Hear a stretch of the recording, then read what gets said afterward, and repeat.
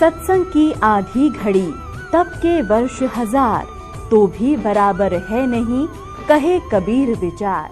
तो यहाँ आपसे प्रार्थना की जाती है, जब तक सत्संग चले आप सब चिंताएं और इधर उधर की गल्ला बातें छोड़ के ध्यान से सत्संग सुनो। अपने आत्माओं, जैसे आपका कोई पुत्र या पुत्री है और कोई रोगी है आज के दिन किसी कारण से, मान ले देखो सत्संग ये ऐसा सत्संग है में सारे पॉइंटों पर हिंट देने पड़ते हैं, हर तरह के भगत होते हैं। अब जैसे यहाँ अधिकतर रोगी आते हैं, क्यों काल ने सत्यानाश कर दिया, भक्ति खत्म करवा दी, पिछले पुण्य खत्म हो लिए, आगे भक्ति इनके पास थी नहीं, माथा टेक टेक उन चौराहे वाली माताओं पे बैठा लिया। अब सब रोगी हो गए, किसी को कोई हानि है, कोई मेंटली डिस्टर्ब है, किसी को कैंसर है, किसी को हाहाकार मच रही। तो भक्ति की शक्ति बिना शरीर चलेगा कैसे, ये मट्टी है। तो अब जैसे यहाँ आते हैं और कति लास्ट स्टेज पर मृत्यु के निकट है, यदि सच्ची श्रद्धा से सच्चे दिल से समर्पित होकर भक्ति करेंगे तो कति ठीक करेगा, गारंटीड बात है, स्वस्थ होंगे यदि नीत भक्ति की होगी तय।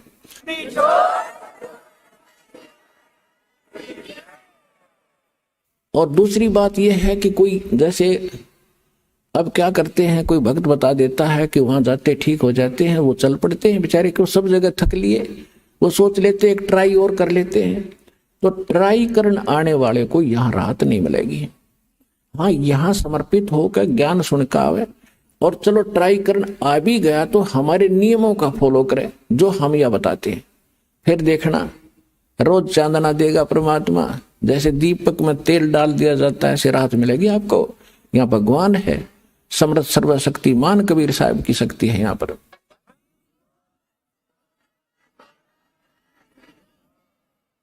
अब फिर भी किसी कारण से भी राहत ना मिल पाई, त्रुटि तो अपनी ही होगी, भगवान में तो है ही नहीं।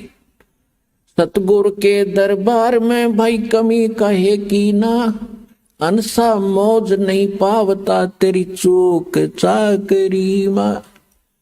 इस सच्चे दरबार में कबीर भगवान की डिक्शनरी में इम्पॉसिबल वर्ड नहीं है, असंभव शब्द नहीं है इस भगवान के दरबार में।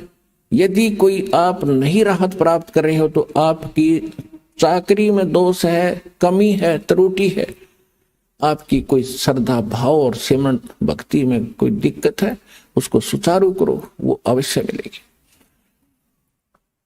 अब कहने का भाव ये है कि अब जैसे किसी का बाप बीमार है, 70 साल का हो गया और नाम ले लिया उसने, दुखी गणा था, दीक्षा ले ली, राहत तो मिलती है, लेकिन फिर भी किसी कारण से त्रुटि रह जाती है, कोई नियम खंडित कर देते हैं, आदत छूटती नहीं। काल ने तो यही तक नाश कर रखा है कि इनको सुख नहीं हो, दुख हो जितना हो, नाम ले जाते हैं। और बहुत से भक्त ऐसे आते हैं जी कति ठीक हो गया था और इसने बीड़ी पी ली, क्यों माड़ी रात होगी, वो बकवास फिर भागी और फिर वही स्थिति होगी। तो भाई ऐसे व्यक्ति को यहाँ कोई स्थान नहीं है। अब भगवान नहीं सुनेगा ऐसे व्यक्ति की, दोबारा नाम लो और फिर ठीक हो जाएगा, आगे नियमित रहना। इस कारण से कोई नाम खंडित करने से मृत्यु भी प्राप्त हो जाती है। अब हम तो रो रहे हैं कि हे भगवान यू क्यों मर गया, क्योंकि हमारा पिता था या हमारा पुत्र था, हम तो एक सुख के ठेकेदार बने, वो तो आत्मा तो उस परमात्मा की थी, उस परमात्मा की आत्मा है और उसको नाम दे दिया तो उसको मनुष्य जीवन मिलेगा। इस नाम का एक बार भी जाप करके जो दास प्रथम मंत्र देता, और यदि शरीर छूट गया तो मनुष्य जीवन गारंटीड है, भक्ति मिलेगी। और इस अनमोल अमृत को बचा कैसे रखा था, छुपा क्यों रखा था, इसलिए रखा था कि ये जरूरत है इसकी। पहली बात तो स्वस्थ करेगा और इस सज्जन में मोक्ष करने की चेष्टा करेंगे परमात्मा। फिर भी क्योंकि घड़ा बिगड़ा हुआ काम है सारा, कोई न कोई त्रुटि हुए बिना रहती नहीं, किसी कारण से मृत्यु भी हो जाती है तो उसका तो भाग जाएंगे। दोनों हाथों में लाडू, सतलोक आसन पर वाला माप के, जब स्वस्थ हो गया तो भक्ति इस जीवन में करियो, और जब मृत्यु होगी किसी कारण से तो नेक्स्ट जीवन 10वें महीने आ लेगा अपनी माँ की गोदी में, यहीं पर नया कपड़ा पहन के।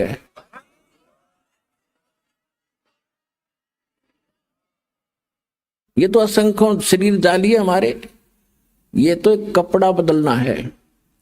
और पुण्यात्माओं, जब आपको ज्ञान होगा ना इस बात का, जैसे आपका धोती कुर्ता पजामा फट गया और आपके बक्स में, आपकी टैची में अरकाचा दरिया है नया, तो क्या करोगे? न फेंकोगे बाहर, अरकाचा काट के तुरंत पहनोगे? तो ये जो शरीर है यो तो एक कपड़ा है। अगर ये खराब हो गया तो इस मंत्र से, मोक्ष से पहले भी अगर खराब हो जाता है तो नया तैयार रखा आपका टैची में, पैर के तुरंत आ लोगे यहीं पर और पार हो जाओगे। इसको ज्ञान समझना।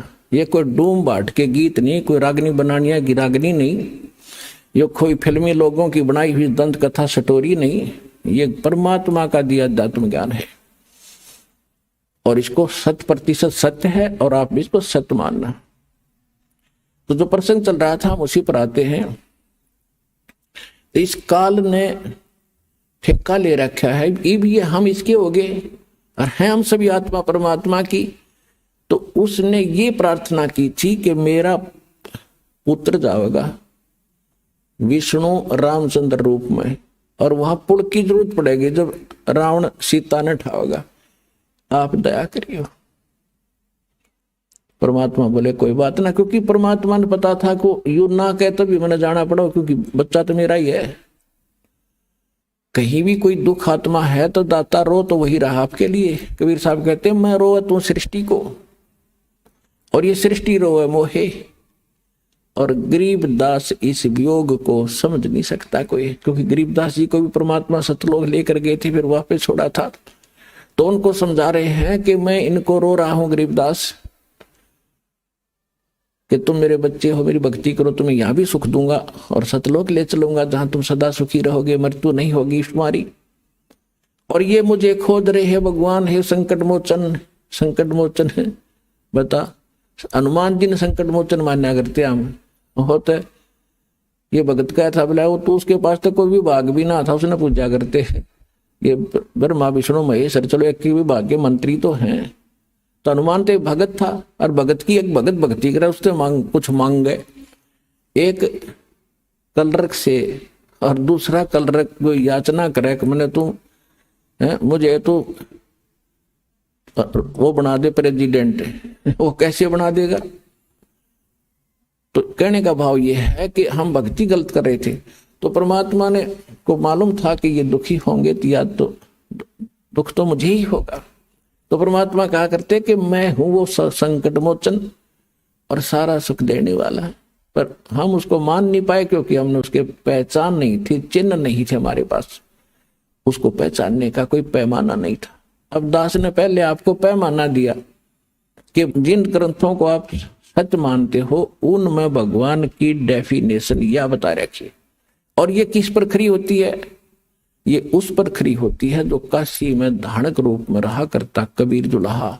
वो सर्वशक्तिमान है, सारी सृष्टि का रचनहार है, वो आपका और हमारा पिता है। वो हमें मोक्ष देगा, सुख देगा।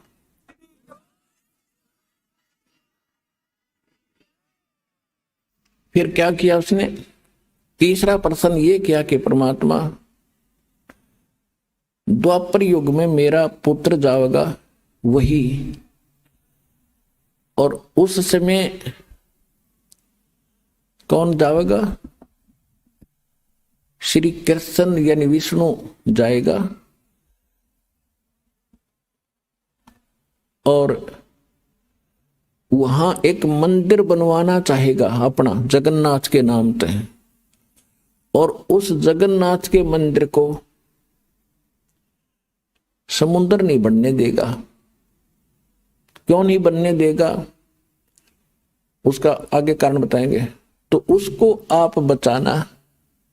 परमात्मा बोले तथास्तु, और बोल के मांगा है। तब काल ने कहा था अब जब उसके सारे मांग पूरी होगी, और तब फिर बदल गया, आंखें खड़ा हो गया। अक्षमा भगवान ने कर दिया था, ठीक है तो अक्षमा कर दिया, वह शक्ति उस पर असर कर नहीं रही थी। वो खड़ा हो गया, खड़ा होकर न्यू कहता जाओ जोग जीत संसारा। न्यू बोला चौथे युग में ऐसा कर दूंगा इन प्राणियों को, ये भक्ति योग नहीं छोड़ूंगा, और ना जाने कितने इनके विभाग कर दूंगा, अलग अलग मजहब धर्म बना दूंगा, अपने दूत भेज के इनको गलत ज्ञान से रंगवा दूंगा। और एक और प्रार्थना की थी कि पहले मेरे अंश जावें, पहले मेरे दूत जावें, मेरे प्रचारक जावें, और पीछे अपना बेसिक भेज दियो। अब वो सियाना बना था कि इनका पहले चला जा, सारी ये बात बता दे, मेरे वाले की कोई सुने हो नहीं। परमात्मा ने पता था कि ये इतने भले ना है कि मेरे वाले की जल्दी से मान लेंगे तो क्या था, ठीक है पहले तेरे चले जाएंगे, खूब या भी तेरे को छूट दे दी।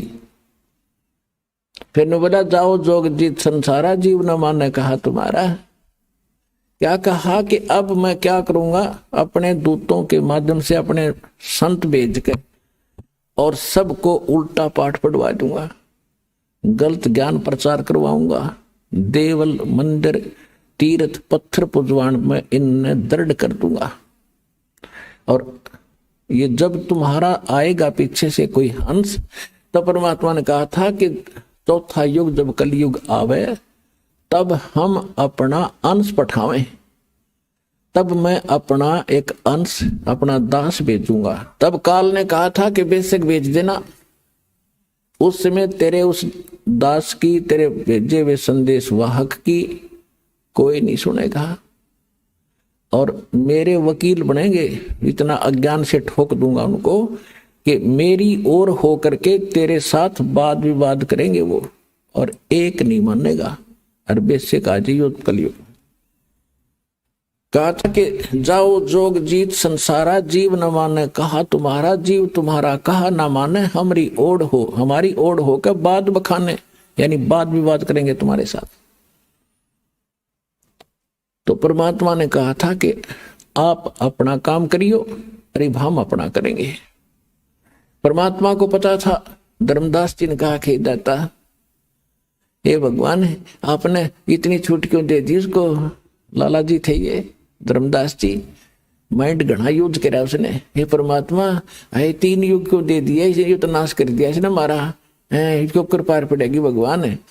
परमात्मा बोले भाई बात सुन, यदि तुम मान जाते मेरी बात, मैं तो सतयुग से पीछा पड़ रहा हूं तुम्हारे। सतयुग में भी आता हूं, ज्ञान सुनाता हूं, भक्ति थोड़ी बहुत प्रवेश करता हूं, तुम सुनते ही नहीं, क्योंकि उस समय तुम सभी सुखी होते हो। और जैसे सतयुग त्रेता द्वापर में ये अच्छी आत्माओं के जन्म होते हैं, फिर धीरे धीरे उनकी पुण्य खत्म होते चले जाते हैं। अपन आत्मा जो अध्यात्म ज्ञान इतना है कि इसको समझाने में भी बहुत समय लगता है। समझने में तो बहुत टाइम लगेगा, क्योंकि आप तो पहली बार सुन रहे हो। जो पुराने भक्त हैं वो तो शीघ्र समझ जाते हैं, उनके लिए भी एक बहुत इंटरेस्टिंग और नया नया ज्ञान भी और भी होता है साथ में। तो इसमें जो बहुत से प्रकरण होते हैं कि जैसे अब ये तीसरा युग, अब ये है कलयुग की बिचली पीढ़ी, अब इसमें ये सब मंत्र सार्वजनिक कर दिए और सब पार होंगे जो नियम में रहेंगे। तो ये भगवान का वचन है, पूरा विश्व पार होगा। और लास्ट में जब भक्ति मतलब कुछ रह जाएंगे नहीं पार हुए, तो वो भी लाखों करोड़ों की संख्या, अरबों की संख्या होगी जो नाम ले लेंगे, मोक्ष नहीं कर पाओगे, क्योंकि उनमें ऐसा परिवर्तन हो जाता है, कुछ करनी में फर्क पड़ जाता है। तो उनको, उनके पास ये भक्ति धन तो जो का तू होगा, लेकिन पार ना हुए तो ये काल पकड़ेगा, इन्हें ऊपर ले जाएगा, ब्रह्मलोक में रखेगा या पूंजी समेत वो वहां रखेगा। तो जब वहां समाप्त हो जाएंगे, उसके पुण्य खत्म होंगे, फिर पृथ्वी पर पटकेगा उनको सतयुग में।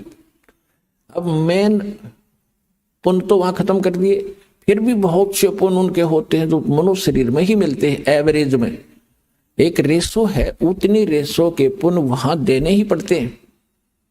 तो सतयुग में यही प्राणी जो आज इस ज्ञान से भक्ति युक्त होकर के रह जाएंगे, भक्ति धन युक्त होकर रह जाएंगे, वो फिर महास्वर्ग में होंगे।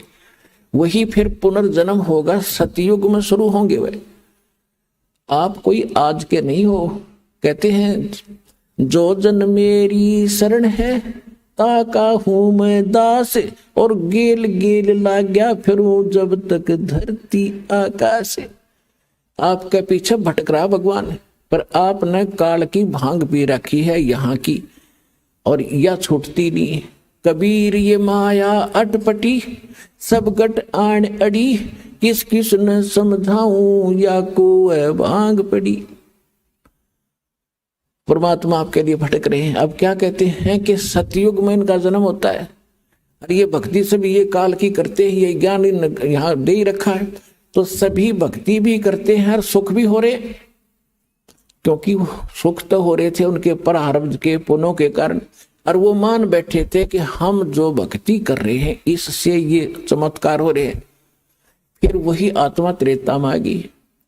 त्रेता में फिर उनके और उनसे सतयुग से कम पुण्य कर्म रह जाते हैं, फिर द्वापर में, और त्रेता इस कलयुग में तक कति कंडेम हो लिया आपके पुण्य रहे नहीं। अब भक्ति वही आप कर रहे हो, आज भी कर रहे हो। अब क्यों ना लाभ होता उनसे, जब 3 युगों से करते आ रहे, वो ठाठ होते दिखाई देते उनके, क्योंकि वो आपके प्रारब्ध के पुण्य ही फल रहे थे। इस भक्ति से आपको कोई लाभ नहीं हो रहा था। अगर वही भक्ति आज कर रहे हो, रामकृष्ण वही है, आप भी वही हो, और वो गीता और वेद है 5000 वर्ष से, तो ये है गीता तो।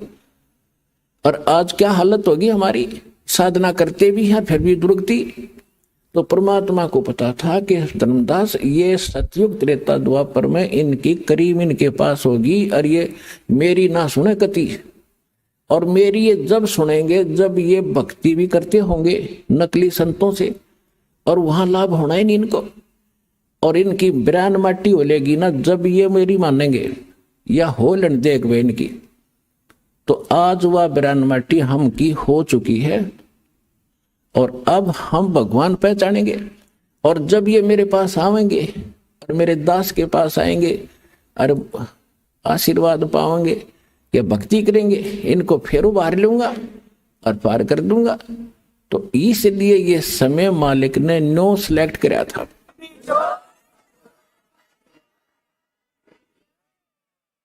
अब धर्मदास जी को मालिक ने सारी कहानी बता दी मिनटों में, और फिर कहा था धर्मदास मेरी लाख दुहाई, ये मूल ज्ञान जो मैंने तेरे को बता दिया, और ये मूल मंत्र, ये सार शब्द, ये कहीं बाहर ना जाए, ये सार शब्द बाहर जो पढ़ी, ये मूल ज्ञान 2 जगह 2 वाणी बोल रखे। एक तो ये मूल ज्ञान ये है जो दास आपको समझा रहा, आज तक ना को कबीरपंथी जानता है इसको, और बाकी अगर मतलब है कि इस ज्ञान के आसपास भी आ जा। तो ये था मूल ज्ञान, और ये है मूल मंत्र, कंप्लीट कोर्स ये आपको दिया जा रहा भक्ति का।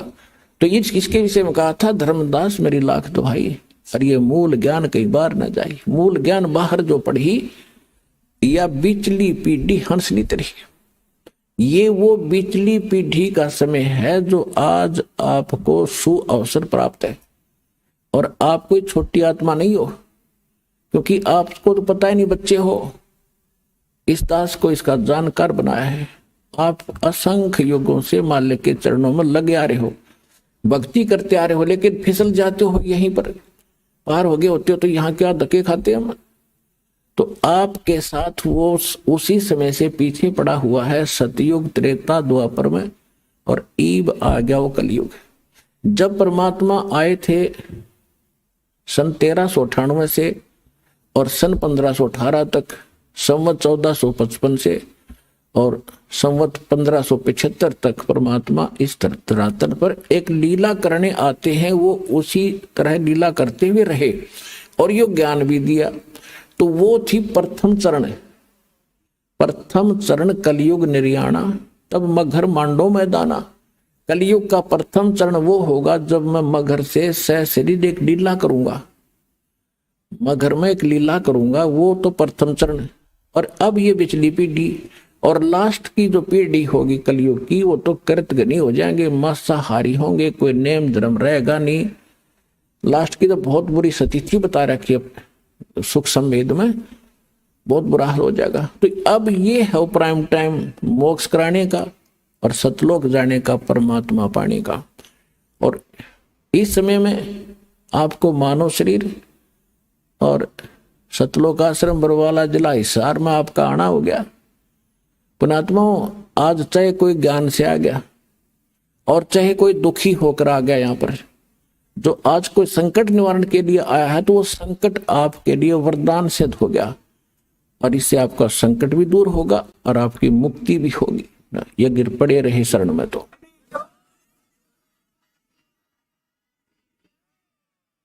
तो ये इसलिए ये रोका था कि धर्मदास मेरी लाख दुहाई, ये मूल ज्ञान की तबार न जाई, मूल ज्ञान बाहर जो पढ़ी, ये बिचली पीडी हंस न तेरी। ऐसे ही परमात्मा मिले थे आदरणीय मुल्कदास जी को, आदरणीय दादू साहब जी को, आदरणीय नानक साहिब जी को, आदरणीय गरीबदास गांव छुरानी जिला जज्जर हरियाणा वाले को, आदरणीय गीसा दास साहिब जी गांव खेखड़ा जिला बागपत और उत्तर प्रदेश वाले को, आदरणीय स्वामी रामानंद जी काशी वाले को, और इन सब को प्रतिज्ञा कसम दिवा दी थी कि भाई अभी इस नाम को और इस ज्ञान को लिख दो चौपाई। अब चौपाइयों में क्यों लिखा? चौपाई वैसे भी बता सकते थे, वो तो सारे हिंदी अपनी भाषा तो बोल रहे थे सारे, जानबूझ कर दाता ने इनको गुप्त भाषा में रख दिया, कोड वर्डों में रखा। दास को अबू दीदी के इन रहस्यों को खोलो और आपके रूबरू कर दिया। तो इनसे सबसे कह दिया था कि अभी इसको सार्वजनिक ना करो, और तुम उनको सतलोक लेकर गए जहां परमात्मा स्वयं रहते हैं, जहां हम रहा करते थे, जहां जाने के बाद फिर कभी लौटकर संसार में नहीं आते।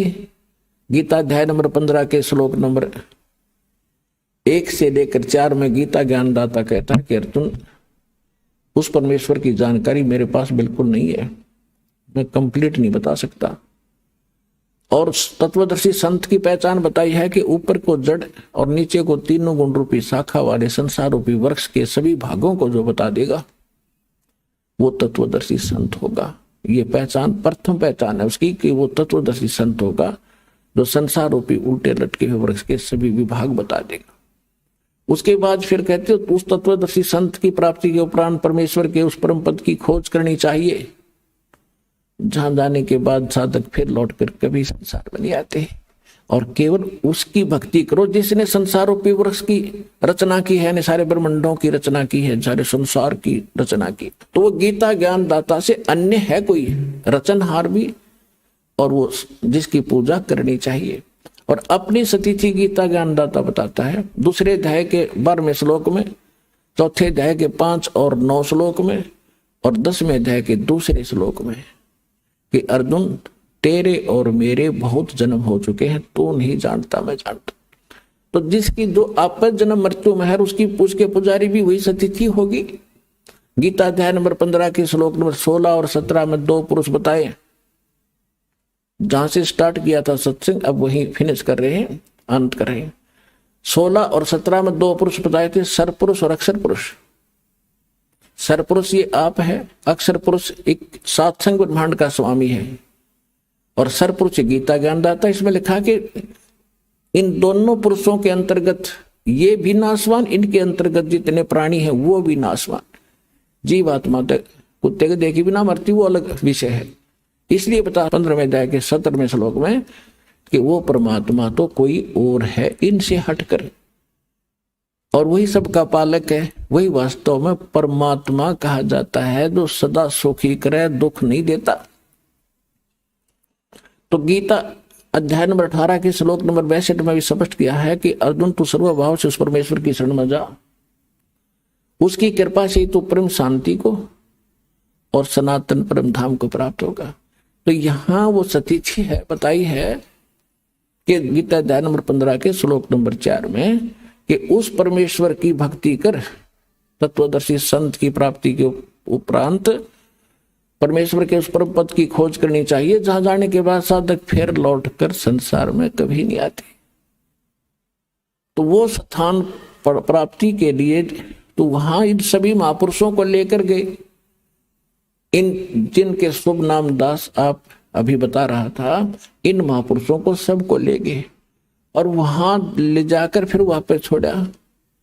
फिर इन्होंने जाकर पता किया कि ये बैठा भगवान काशी में धाणक आदरणीय नानक साहिब जी समकालीन थे परमेश्वर कबीर जी के, और उनको सचखंड लेकर गए बेई नदी से और उनको बताया कि ये है आपका स्थान ठीक ठिकाना।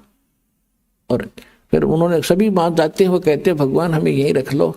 तो परमेश्वर ने कहा कि नहीं, वापस जाओ, मेरे गवाह बनो और भक्ति करके वापस आ सकते हो, जोर जबरदस्ती नहीं कर सकता, मेरा वचन है।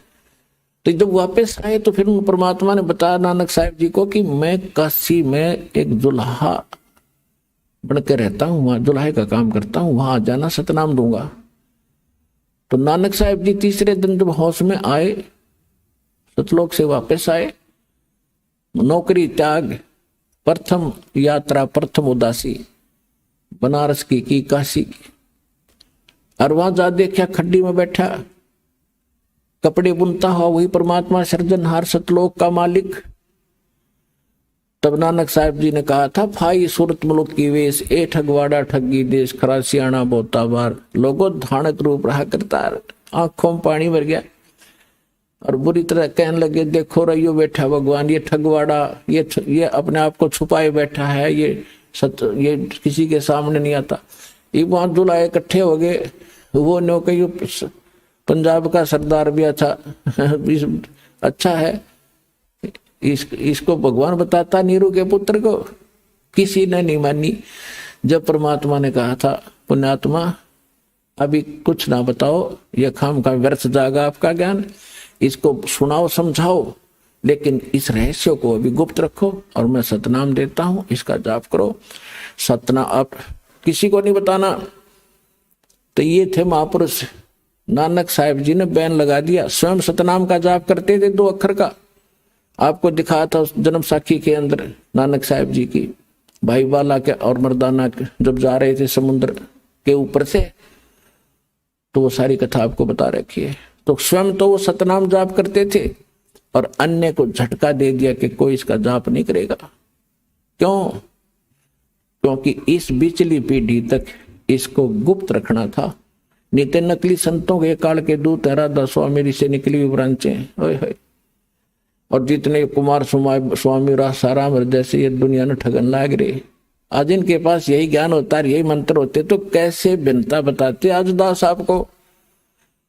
अब परमात्मा ने कहा था कि पहले इनको जाने दे और बकलन दे, नौवा बाई जो बकेंगे, ज्ञान तो इनके पास है नहीं। और जब मेरा दास जागा इनकी खाल तार देगा, ज्ञान की प्रमाण दिखाओगा सामने, सबको शिक्षित करूंगा अपने बच्चों को। इंस्ट्रूमेंट उस मालिक के दिए हुए हैं जो आज आपके रूबरू सदग्रंथ हो रहे हो, आप भगवान को पहचान रहे हो। धन्य आपके माता पिता जिससे जन्म हुआ। भाई जो गुरु बचन पे डट गे, रकट गे फंद 84 के, कट गे फंद 84 के, रकट गे फंद 84 के। भाई जो गुरु बचन पे डट गे, रकट गे फंद 84 के। वस्तु मिली ठोर की ठोर, मिट गी मन पापी की दौड़।